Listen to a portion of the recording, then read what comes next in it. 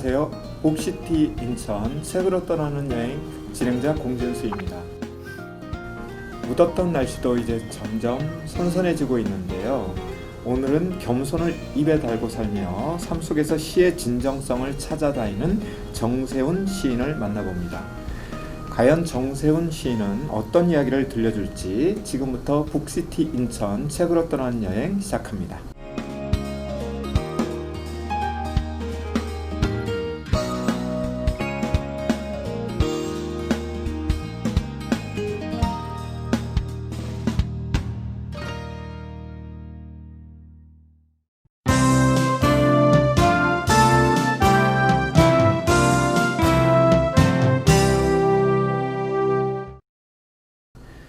자, 오늘 저와 이 시간을 함께할 출연자를 소개합니다. 선생님 안녕하세요. 예, 반갑습니다. 안녕하세요.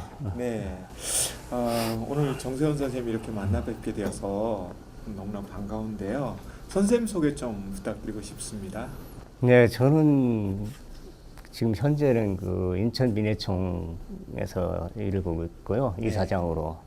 그리고 인천에서는 이제 인천 작가회 소속이고, 네, 또 문단에서는 이제 한국 작가회 소속으로 이사로 있고, 네. 또 별도로 이제 그 리얼리스트 100이라고 있어요.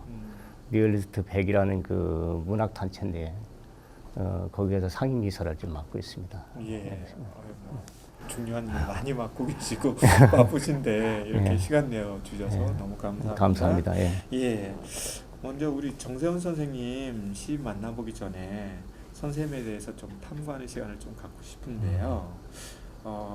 이렇게 이력을 보니까 네. 1989년 노동해방 문학의 시를 발표하면서 네, 예. 이렇게 시인 활동을 하셨더군요. 그 당시에 쓰셨던 시부터 먼저 좀 알고 싶습니다. 아, 지가 지금 그때 시를 쓰게 된 동기는, 예, 이 공장에서 일을 했을 때거든요. 네네. 근데 이제 공장에도 이제 큰 대기업이 아니라 그 영세 공장에서 일을 하게 되다 보니까, 이게 지금도 아마 좀 5명 이상이면은 대다수가 그 노동법을 다 적용을 받을 거예요. 그 공장 근로자 노동자들이. 근데 지금 그때 당시에는 전혀 노동법을 아예 못 받고 열의 그런 공장에서 일을 해왔어요. 네. 그러다 보니까 지금 거기에 대한 좀 어려움이라든가 이런 거를 좀 얘기를 하고 싶었죠. 그래서 이제 그런 얘기를 좀 세상 사람들이 알게 하고 또 공감을 같이 불러가지고 개선할 점이 있으면 개선해보자라는 그런 의미로 해서 좀 알리고 싶어서 시라는 형식을 배워서 이제 시를 쓰게 됐죠. 네. 네, 그래서 내용이 거의 그 소규모 공장에 이르는 분들 네. 그런 분들의 삶을 얘기를 하는 게 지금 시작했죠. 예. 그러면 제가 알기로 선생님께서 상당히 일찍 공장 일을 시작하신 거로 그렇게 알고 있거든요. 예. 그때가 17살 네. 때였다고 예. 제가 알고 있는데요. 그래서 이제 그렇게 일을 하시다 보니까 아마 직업병 같은 거를 이렇게 얻으신 예. 것 같아요. 그래서 한 30여년간 뭐 투병 네. 생활을 하셨다고 하는데 예, 사실 어떤 병인지 좀 여쭤봐도 사실은 좀 되죠? 말씀드리고 싶지 않은 부분인데요. 그러세요? 예. 근데 지가 어렸을 적에 17살 때 일을 하는 과정에 저희 또래들이 많이 그런 데 있지 않습니까? 그러니까 저희 또래들이 갑자기 아파서 시골로 내려가게 되고 피를 토게 되고 이렇게 해서 가요. 그리고 그러면 가면은 이렇게 갑자기 죽었다는 얘기도 듣고 또 이런 걸 많이 겪었는데 원인을 모르죠. 근데 저도 한 29살 때니까 이상 증상이 나오는 거예요. 이제 몸에서 이상한 게 이제 막 발진이 생기기도 하고 그게 이제 막 문둥병처럼 되기도 하고 굉장히 이제 원인 모르게 그런 이렇게 고생을 하게 된다. 근데 그때 당시 의학적으로 무슨 병인지 알죠. 그냥 단순히 피부병 같다라는 이런 진단 내리지. 그러니까 피부에 무슨 이상이 있으니까 피에서 이상이 있는 걸 몰랐죠. 근데 나중에 이제 지나다 보니까 이게 아까 말씀드린 건조를 이제 보온을 시키는 역할에 가장 역할 잘하는 게 그 성면과 성면을 쌓는 가루, 성면가루, 그러니까 돌가루죠, 이게. 그게 이제 그것들로 보이는데 이게 날라가지고 피로 들어 흡입이 되고 해가지고 그게 진폐로운 거죠. 진폐로운 거를 모르고 이제 정작 모르고 있다가 이제 이 피가 이제 망가지기 시작하면은 피만 문제가 아니라 외부적으로도 나타나는데 이제 저 같은 경우는 피부로도 나타나고 이상 증상이 나타나는 건데 이거 몰랐죠. 나중에서 알게 돼요. 그걸 나중에 알게 되고 지가 이제 39살 마흔 되던 해 이제 몸이 어쩔 수 없더니 공장을 그만두게 돼요. 네. 더 일을 하고 싶어서 몸이 이제 안 떨어지니까. 그래서 그 뒤로도 원인 모르게 계속 치료하고 나중에 하다 보니까 아 이게 이제 원인이 침폐해서 온 거라는 걸 뒤늦게 알게 된 거죠. 네, 그래서 예, 어떻게 보면 좀 아픈 각오를 여쭤본 것 같아요. 네, 그래서 지금 이렇게 여쭤봤던 이유가 그 병화 싸우시면서 들었던 생각은 어떤 생각이었어요?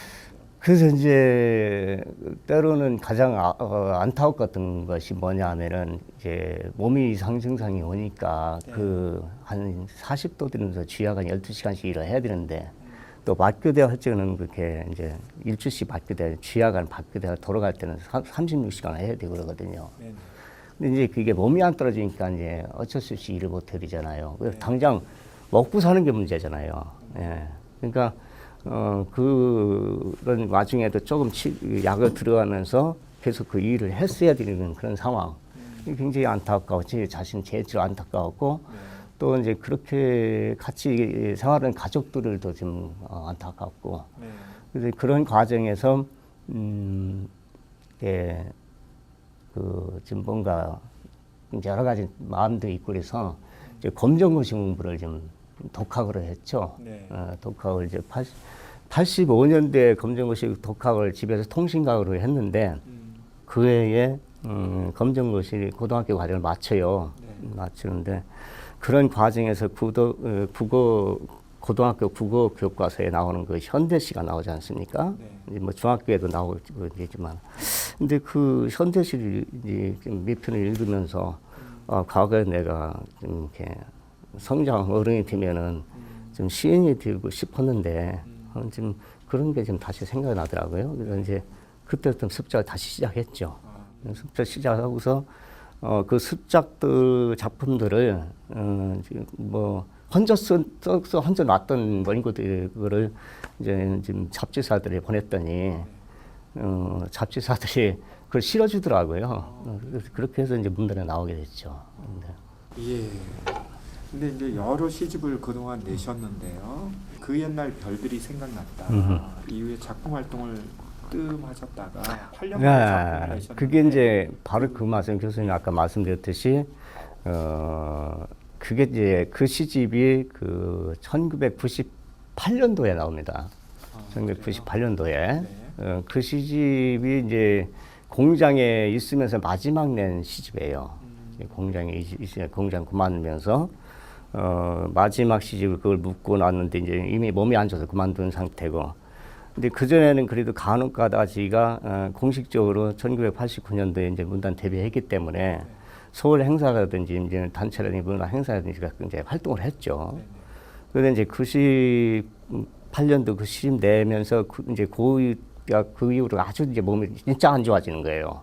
안 좋아져 가서 대외 활동은 이제 못 오고 지가 이제 요양차에서 김포로 떠나요. 이 부평에서 25년 살다가 그때 2002년도에 이제 김포로 가서 요양차 가는데 그 과정에서는 활동을 못 오고 단지 이제 좀 시 작품은 썼죠. 쓰긴 썼지만 대외적 활동 못 하고 2006년도에 와가지고 2006년도에 와서 이제 제 마지막 세 번째 수술을 받아요. 배 수술을 하는데 그때 당시에 다들 의료진들도 좀 어렵다라는 얘기가 하는 수술을 받았기 때문에 그 제목을 나는 죽어 저 하늘에 뿌려지 말아라라는 제목을 이제 묻고서 이제 수술을 들어가는데 살아났어요. 다행히.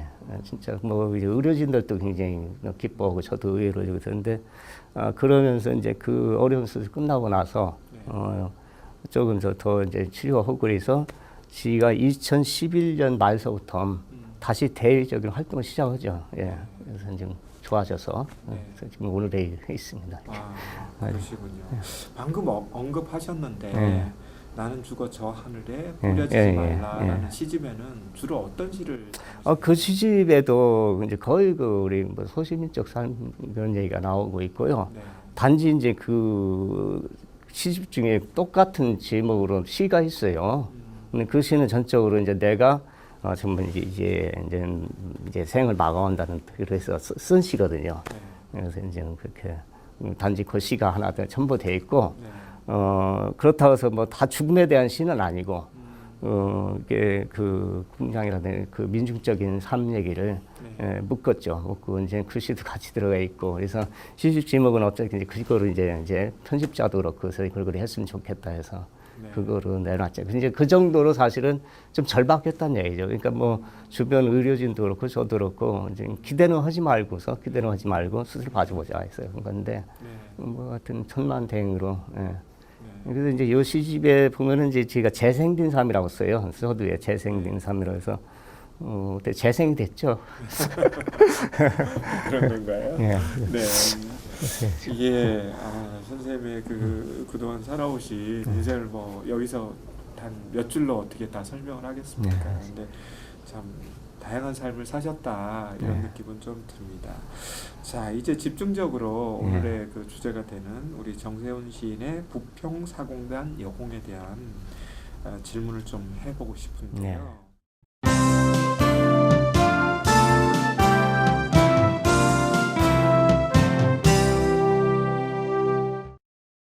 먼저 이 시집에 대해서 간략하게 좀 설명을 부탁드립니다. 이 시집은 뭐 다 그 시인들의 시집을 내면서 다 나름대로 의미가 있겠지만 사실은 제가 시집을 신작 시집을 7권을 냈는데도 불구하고 거의 거의 그 내용이 다 공장의 삶이라 이렇게 또 공장을 터전으로 살아가는 사람들 얘기를 썼음에도 불구하고 시집 제목에는 거의 공단과 연구된 그 제목은 없었습니다. 첫 시집은 뭐 손하러 아름다운 당신, 그 다음에는 맑은 하늘을 보면 뭐 저 별을 버리지 말아야지 뭐 그 옛날 별들 생각도 이런 저기지 뭐 그렇게 노동에 대한 얘기는 별로 없었어요. 내용은 그런 내용 다 담고 있었지만 근데 이제 왜 이번에 이제 굳이 부평사공단 여공이라 했냐면 이 시집에 똑같은 표제시가 있긴 있어요. 있는데 지금 제가 1972년서부터 노동을 경험했던 사람이지 않습니까? 그럼 1972년에 벌써 교수님이 얼마 됐습니까? 꽤 오래된 시간, 강사님 몇 번 변했잖아요. 그죠? 한 40년 됐나요? 40년 넘었죠? 근데 지금 40년이 흐른 지금도 보면은 노동 현장이 그다시 좋아진 건 없어요. 물론 뭐 다들 보통 나라가 잘 살고 하니까 뭐 더 월급도 많이 받고 뭐 그런 좀 뭐 일을 좀 들어오고 뭐 그런 것도 있겠지만은 깊숙이 파고 들어가 보면은 노동자들 공장 노동자들의 삶 그다지 좋아 보이지 않거든요. 그리고 또 상대성이지만은 노동자들도 이제 귀중 노동자들도 있고 그죠? 정말 약한 노동이 있는데 제가 얘기하는 거는 이제 귀중 노동자 얘기가 아니라 어느 사든지 귀중성이 있으면은 이렇게 저기는 다수적인 그런 노동자들을 보면은 좀 안타까운 게 많죠. 뭐 속되게 얘기하면은 자본을 지가 탓하는 게 아니라 자본은 물론 자본주의 사회에서 자본은 어떻게 자본을 해서 자본을 많이 벌리는 게 목적이겠죠. 그러나 이제 그 목적만 너무 강조하고 하다면 상의라게 그러니까 상도덕이라는 게 있는 건데 너무 요즘 자본은 상도덕이라는 게 없는 것 같아요. 그러니까 가령 예를 들어서 자본이 뭔가 여기에서 뭔가 좀 이윤을 뽑아내다 우리 국내에서 이론을 뽑아낼 수 있는데 뭐 예를 들어서 타국에 가면 가령 베트남, 중국에 가면 3원을 뽑아낼 수 있다면 가차없이로 가거든요. 여기서 같이 애써 일했던 노동자들은 내동생 쳐버려요. 그러면은 하루아침에 일터를 잃어버리면 어디 가서 어떻게 돈 삽니까?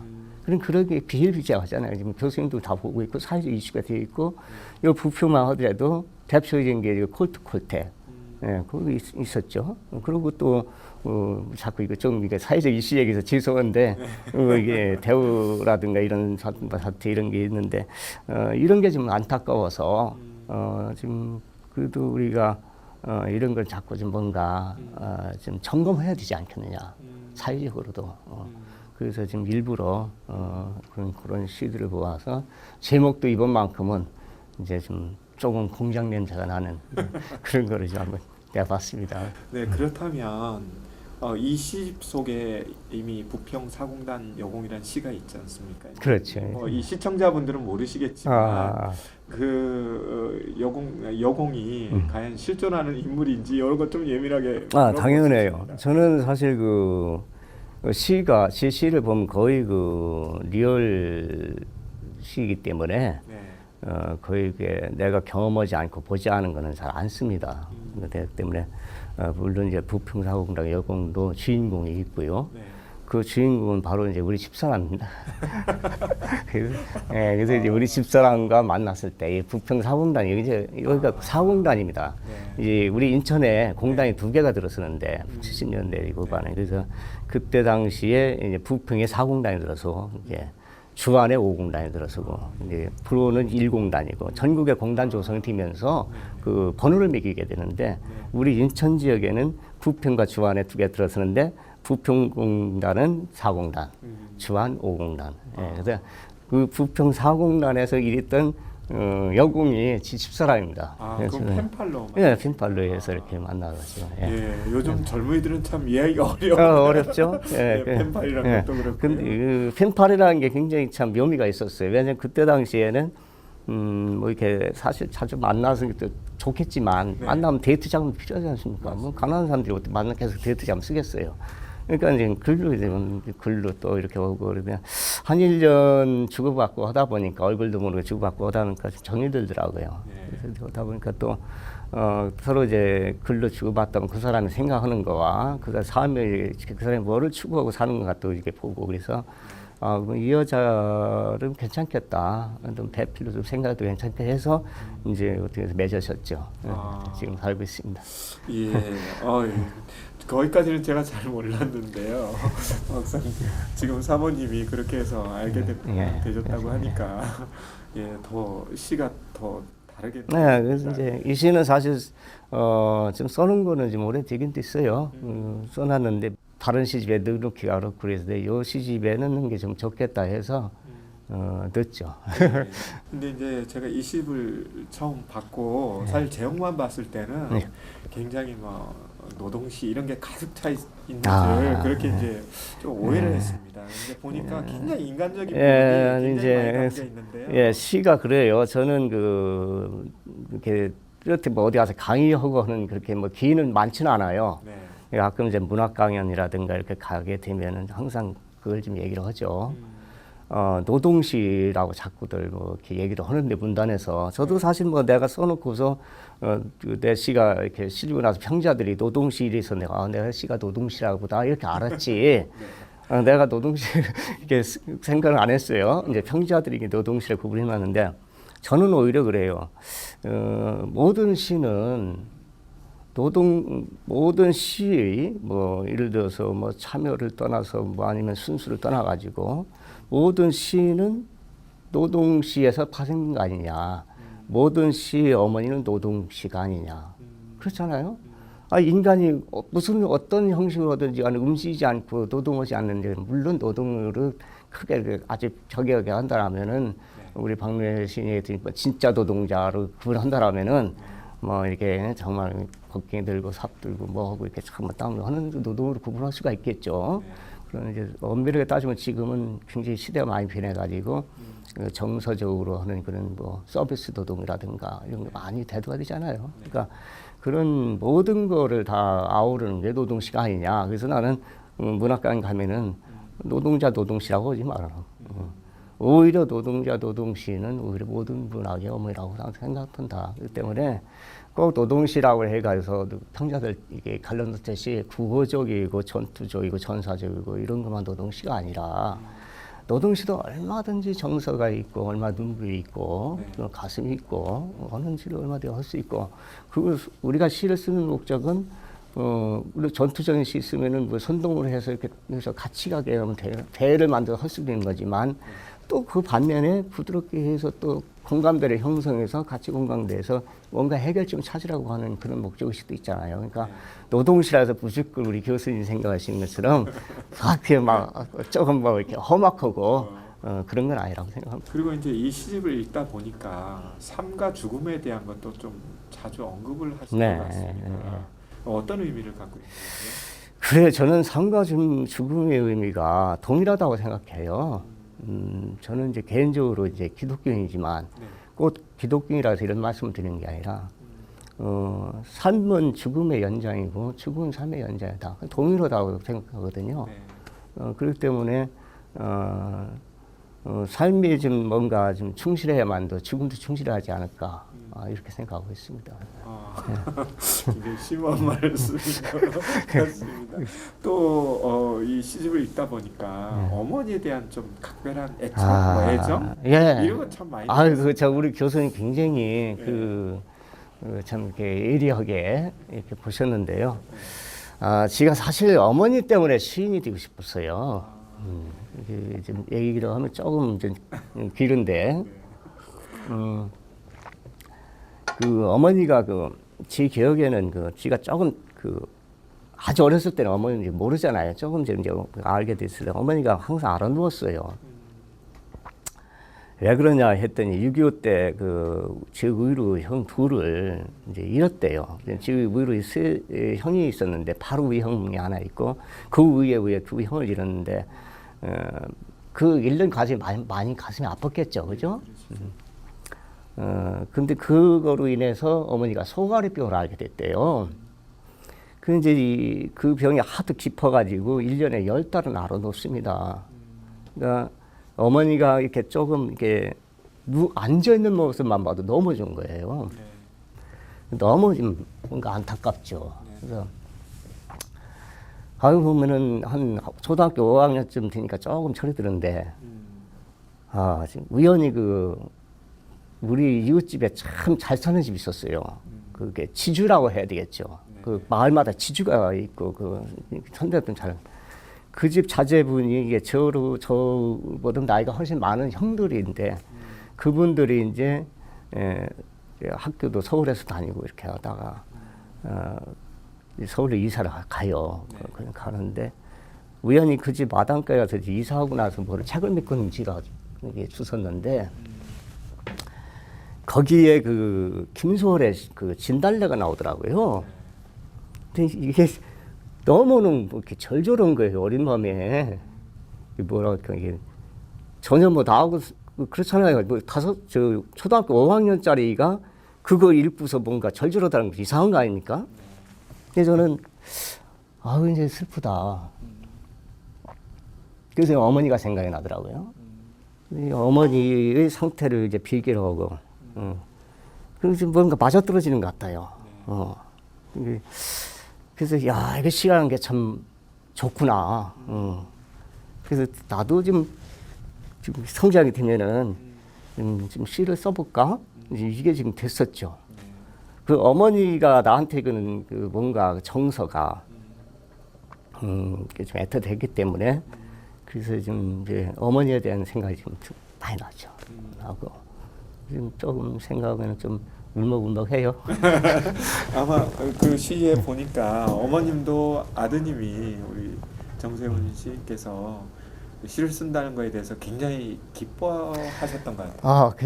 굉장히 기뻐하시죠. 왜냐하면은 이제 뭐 학교도 제대로 안 나오고, 그리고 또 뭐 이제 이게 노동자로서 이렇게 오래 살아왔고, 그랬는데 이제 어쨌든 시인이라는 그런 게 이렇게 하고 또 제가 이제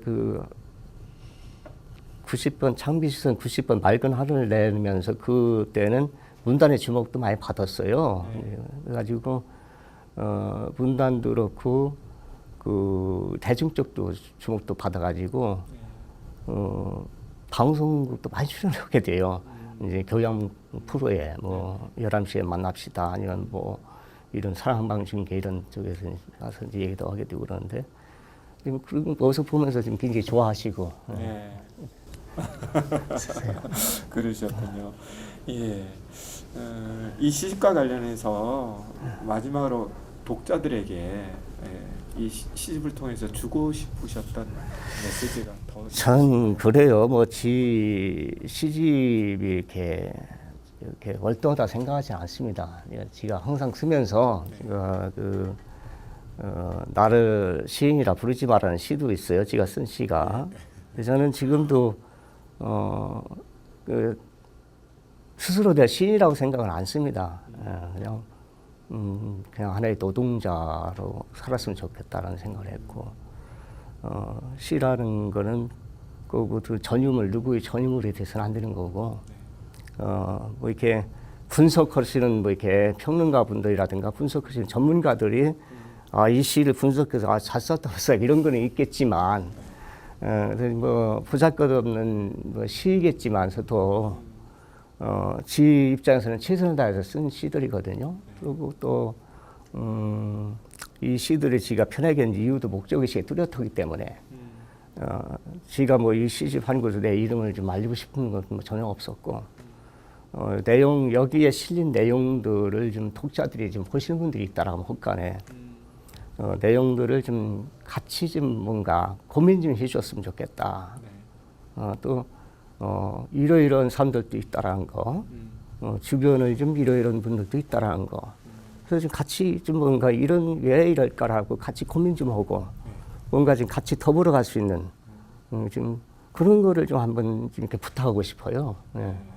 낸 목적도 이 보잘것없는 시편들이겠지만 이렇게 읽음으로 해서 이러이러한 우리 주변에 이러이러한 분들도 있고 이러이러한 사람들도 있고 이러이러한 것도 있다, 정서도 있다.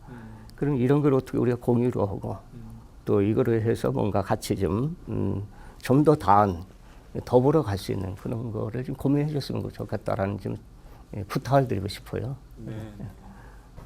선생님 이게 외람된 질문일지는 모르겠는데요. 이제 선생님 딱 처음 뵀을 때 시인 같다는 느낌보다는 좀 다른 분야에서 일을 하시는 그런 느낌이었는데요. 교수님 잘 보세요.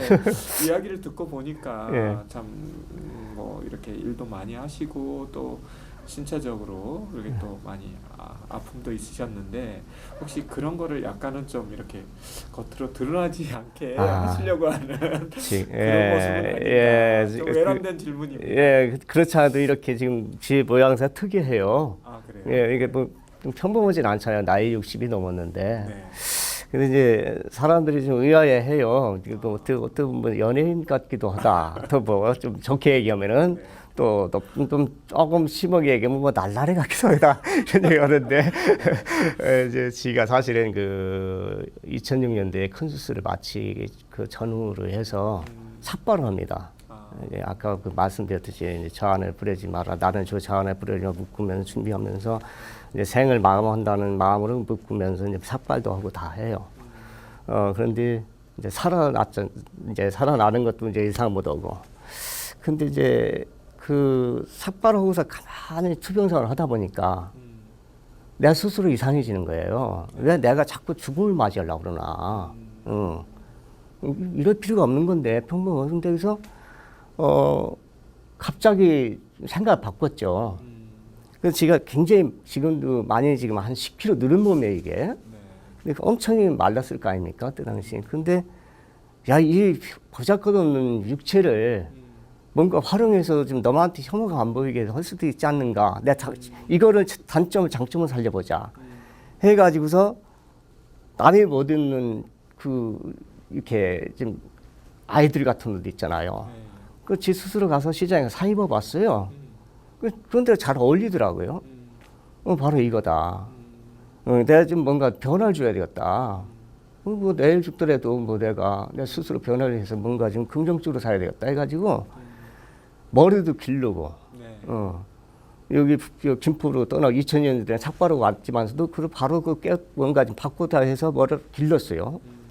기르고 좀 길르다 보니까 이게 머리 샜잖아요. 그래서 이것도 염색 좀 하자. 염색도 까만 거보다는 뭔가 좀 컬러풀한 거로 하자. 그것만 하니까 좀 그래. 그래서 파마도 한번 해보자. 그래서 했어요. 근데 이제 옷도 해보고 그러니까 좀 아이들처럼 심플하게 입었는데 뭔가 구색을 맞추려면 셔츠도 좀 바꿔보자. 또 목걸이도 좀 바꿔보자. 그러니까 그렇게 하고 다니까 주변 사람들이 많이 달라졌네 이러는 거예요. 이거 지금 용기를 얻었죠. 이게 바로 이거다. 긍정적으로 다시 긍정적으로 보자. 내가 그동안도 시에 대해서 부정적으로 한 걸 긍정적으로 왜 됐어 그런가 해서 이 몸 자체를 이 몸 자체 긍정적으로 바꾸고 그러고서도 이제 가벼운 마음으로 이제 뭐 수술도 들어가고 가벼운 마음으로 시술도 묻고 이제 그래서 그런지 몰라도 수술 결과도 굉장히 좋게 나왔고 네. 재생이 됐고 예 그래요. 그래서 그때부터 이렇게 이제 스타일이 완전 바뀌었죠. 네. 바뀌어서 이렇게 근데 지금도 이제 그 스타일을 버리지 못해서 네.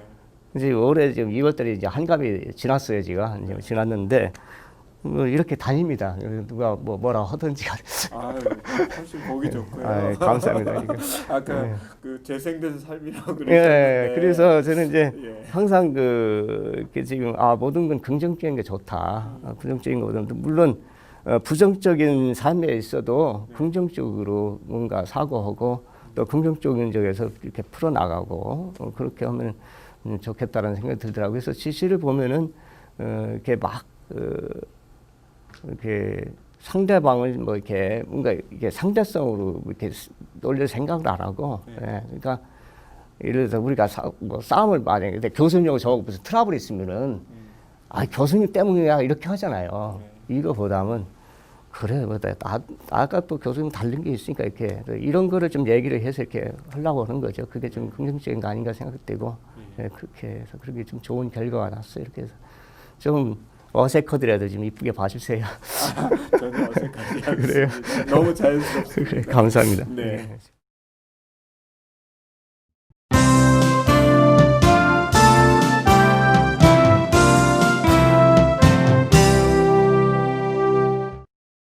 선생님 이 부평 사공단 여공에 대해서 이 시집만 이야기하기에도 뭐 시간이 너무 많이 필요할 것 같습니다. 예. 여기서 일단은 접고요. 예. 저희가 다른 시를 좀 한 편 이렇게 부탁을 드렸는데 아. 아마 낭독할 시를 준비해 오신 것 같습니다. 예, 예, 네, 했습니다. 먼저 예. 시낭송을 듣고 예, 그다음 예. 이야기를 이어가고 싶네요. 네. 뭐 나우성 실력은 그렇게 좋지는 않지만 한번 예, 예. 강물아라는 시예요. 이 네. 시는 이제 좀 기왕에 80년대 후반에 쓴 시인데 네. 예, 좀 한번 제가 낭송을 좀 해볼게요. 교수님. 강물아, 바다로 가는 강물아, 그냥 흘러만 가다오. 강둑의 자갈돌들 쓸어가지 말고 강변의 모래무덤 허물지 말고 바다로 가는 강물아 그냥 바다로만 가다오. 강둑엔 자갈돌들 있어야 하고 강변엔 모래들이 있어야 하듯 너는 바다로 가야 하는 강물이잖니. 너 흘러가는 길 외로움도 괴로움도 너만의 것. 자갈모래 슬픔은 어루만져 주고 힘으로 들어가지 말아라. 바다에서 살아갈 강물아, 바다처럼 그저 넓게만 흘러가다오. 그냥 바다로만 가다오. 감사합니다. 예, 굉장히 아름다운 시인데 네. 또 굉장한 의미를 담고 있을 것 같습니다. 어떤 의미를 담고 싶으셨어요? 근데 이제 시의 사정을 다루면 좀 안 되는데 우리가 네. 소위 말하면 네. 이제 독자들이 그냥 바로 이렇게 들으면서 보면서 네. 느끼는 게 바로 시인데요. 네. 제가 이 시를 쓰게 된 건 80년대 후반에 쓰게 됐고요. 어느 시대든지 간에 그 상황들이 있지 않습니까? 우리 사회가 80년대 굉장히 경랑적이고 굉장히 좀 급박하게 돌아갔을 때고 좀 사회적으로 그런데 좀 뭔가 거기서 착안이 됐어서 이제 쓴 시인데요. 이 시는 지금도 생생해요. 야간 이제 근무를 마치고 공장에서 집에 들어와가지고 밥을 물 말아서 이제 밥을 좀 대충 먹고 이제 낮잠 이제 자야 또 야간일 가는데 갑자기 시대 상황과 뭔가 이렇게 시상이 떠올라요. 그래서 그냥 바로 엎드려서 이제 쓴 시인데 이 바다라는 거가 어떻게 보면은 공동체적인 그런 장 아니겠습니까? 그리고 강물이라는 것도 하나의 또 역사적이라든가 계속 흘러가고 유구한 거고. 근데 그 시 내용에 보듯이 이렇게 모래도 등장하고 강변에 있는 자갈들도 등장하고 그러는데 어떤 삶을 살든지 간에 뭔가 자유로워야 되는 것이고 근데 그렇지 않으면 좀 불행하잖아요. 그 가령 예를 들어서 강이 참 선한 강인데 자기가 선하다 해서 저 자갈 모래들을 자기 마음대로 의향도 없이 들어간다고 하고 바다로 들어간다고 하고 힘으로 이렇게 뭔가 물리적 힘을 가해가지고 한다는 건 불행한 거잖아요. 어찌 보면은 그 자갈 모래들의 행복은 거기에 있을 수 있는 것이고 예, 그런 그 생각을 우리 삶에서 이제 보게 됐죠. 그래서 우리 지금 현재도 그렇고 끊임없이 역사를 보더라도 그렇고 원치 않는 그 힘들에 의해 가지고 근데 그 힘을 가하는 사람들은 자기가 굉장히 선하다 생각하거든요. 근데 실질적으로 당하는 사람들은 그게 선하지 않고 악이 될 수 있는 것이고 그렇게 해서 그 바다와 강물의 이미지 그러니까 강물이 흘러가려면은 역사가 제대로 흘러가려면은 그 역사가 흘러가서 제대로 된 그 삶의 장을 만드는 바다로 된다 한다 하면은 자기의 기준에 두지 말고 타인의 그 기준을 두고 이렇게 뭔가 보살펴 줄 수 있고 뭔가 이렇게 주관적이지 않고 객관적이고 이렇게 해서 이루어가야 그 사이가 지대로 된 사이가 아닐까. 또 그런 와중에서 각자 개개인의 그 삶에서 행복을 느끼지 않을까. 그렇게 생각하거든요. 근데 아무리 강물이 자기가 지금 쟤네들이 강변에서 그냥 야락하게 사는 것 같고 그래 가서 자기가 좋은 데를 바다로 들고 간다고 하면은 불행한 거잖아요. 그죠? 그래서 선을 베푼다 하더라도 그 선이 정말 상대방 받는 사람이 선일까? 이거를 좀 우리가 헤아려 봐야 된다라고 해서 강물한테 제가 주문을 하는 거죠. 어떻게 보면. 그래서 저한테도 주문했던 것이고, 내 제 스스로에게도 주문하는 것이고, 그렇게 된 거죠. 예. 그동안 이제 과거와 현재에 대한 이야기를 좀 많이 했는데요. 이제는 좀 미래에 대한 이야기를 좀 많이 하고 싶은데요. 혹시 다음 작품집 계획이 있으신지? 지가 이제 어차피 이제 글을 쓰는 사람으로 이제 나오기 때문에 근데 욕심이 있다라고 하면은 동화 2편을 써보고 싶고, 동화집 장편 동화집 이게 2권 정도 생각해봤고, 동시집을 좀 한 권을 좀 내고 싶다는 생각이 들어요. 시를 쓰는 입장에서. 근데 이제 이미 한 권 장편 동화는 한 권 제가 생각했던 대로 써냈어요. 써냈고 이제 한 권은 좀 저기 준비 중이고 동시집을 좀 꼭 내고 싶은데 동시집도 다른 분들이 좋은 동시집을 많이 내셨기 때문에 저는 이렇게 공장 주변에 사는 어린이들을 위한 그러니까 공단마을이라고 해야 되겠죠. 공단마을. 그러니까 쉽게 우리 인천으로 하면 부평공단 주변이라든가 공단 지역에서 살아가는 민중적인 삶을 살아가는 어린이들을 위한 동시.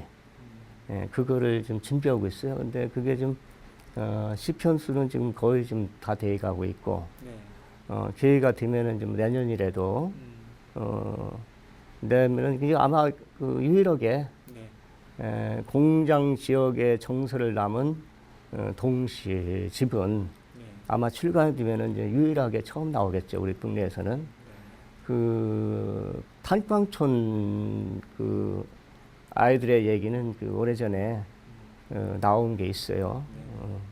탄광마을 아이들이라고 해가지고. 그러나 공단마을을 집중적으로 다룬 동시집은 없습니다.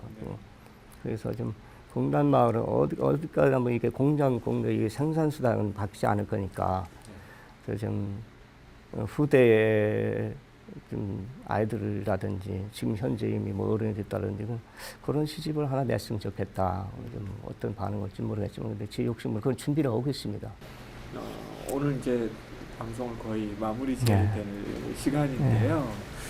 오늘 이렇게 출연하셨는데요. 귀한 시간 내셔서 마지막 출연 소감 좀 듣고 싶습니다. 어쨌든 굉장히 불러주셔서 감사하고요. 네. 시청자님들이 좀 두서없이 흥설수설한 이런 얘기를 그래도 좀 잘 이렇게 좀 경청해 주시면 너무 감사하고 네. 또 경청만 해주시지 마시고 또 이렇게 어렵게 노동 현장에서 일하시고 있는 분들 그런 노고라든가 그런 것들을 좀 우리가 좀 더 한번 생각하고 우리 어른들은 그랬거든요. 그 밥 먹다가 보리밥 하나 흘리더라도 네. 나무라셨거든요. 얼마나 귀중한 그 땀이 들어있는 건데 함부로 대하느냐. 네. 그것이 우리 사회가 아무리 발전하더라도 그 생산해내는 분들, 농사를 짓다든가 아니면 공장에 일하시는 분들이 그런 노고와 땀을 우리는 항상 잊지 않아야 되겠다라는 그런 생각이 지금 이 시간에 대해 다시 지금 지가 또 생각하게 되네요. 아, 예. 좋은 말씀입니다. 예.